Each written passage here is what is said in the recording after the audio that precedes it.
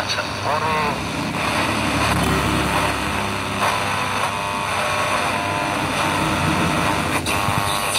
যদি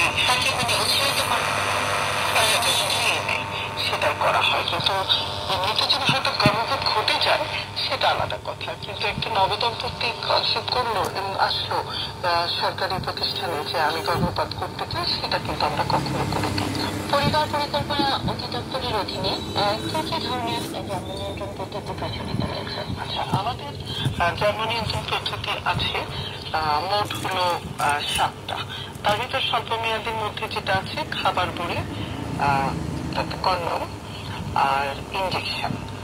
আর দীর্ঘমেয়াদী মানে আমি অস্থায়ী, আগে আমি বলিনি যে আসলে 2 ধরনের পদ্ধতি, একটা স্থায়ী একটা অস্থায়ী। তো অস্থায়ী পদ্ধতির মধ্যে আবার স্বল্পমেয়াদী, সেটা হলো খাবার বড়ি, কন্ডম এবং ইনজেকশন।